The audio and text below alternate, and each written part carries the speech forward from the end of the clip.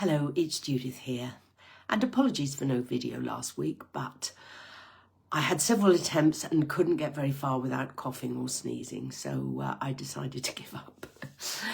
And therefore this week we will do what we were planning to do last week, or what I was planning to do, which is talk about negative thoughts. Now let's talk about thoughts in general to begin with. They are your thoughts. You have created them. It may not seem like that, but you have. And they are only thoughts. They're not facts. They're just thoughts. So negative thoughts can cause you to believe things that aren't true very frequently. So that's one issue with them. The second issue with them is looking at the very simplified version of the CBT model. Our thoughts have significant effect on our feelings. Our feelings have significant effect on our behaviours. And guess what? Our behaviours also seriously affect our thoughts. So we can get into a downward spiral. And it's not easy to stop those negative thoughts or to stop and reverse that spiral. A lot of our thoughts are automatic.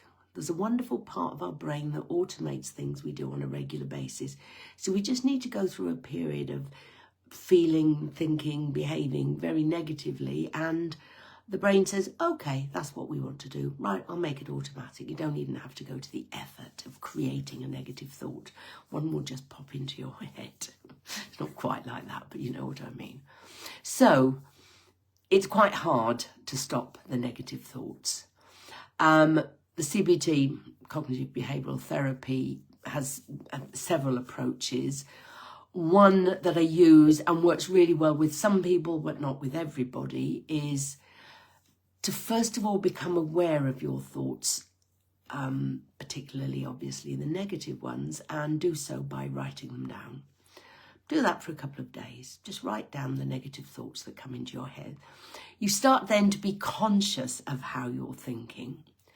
And when you've done that, you'll either find one thought or one connected group of thoughts is predominant. So that's what you want to work on first, by coming up with a more positive alternative. Now, you don't have to go from absolute despair to complete and utter delight when you're doing this. You know, make it a reasonable step, but make sure it's a positive step.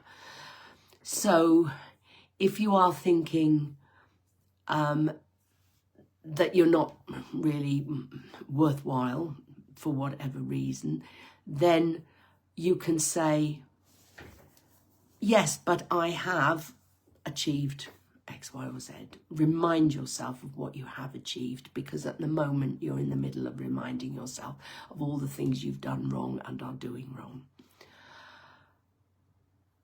And then it's just a matter of every time you think that negative thought or one of that group of negative thoughts, you think the alternative, the more positive one. And you won't catch it every time, but gradually what you're doing is telling your brain, I don't want to be thinking these negative thoughts. I want to think this slightly more positive one instead. And then you've created a new, much more positive habit and have started to make a change to that downward spiral. And if you collected a lot, you can go back and pick another one or another set and work on those. So it does require you to be on the ball, as it were, spotting them and changing them as much as you can, as often as you can. If that approach doesn't work with people or isn't right for people, I have lots of other alternatives where we are getting at the unconscious mind.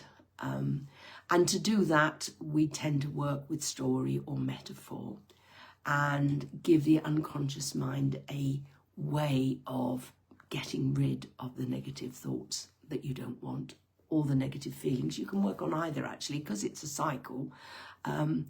Wherever you work will have an effect. I don't do much behavioural stuff. It's not quite as popular today as it was many years ago. But we can work on either thoughts or feelings in a very gentle, as I say, metaphorical story type way. And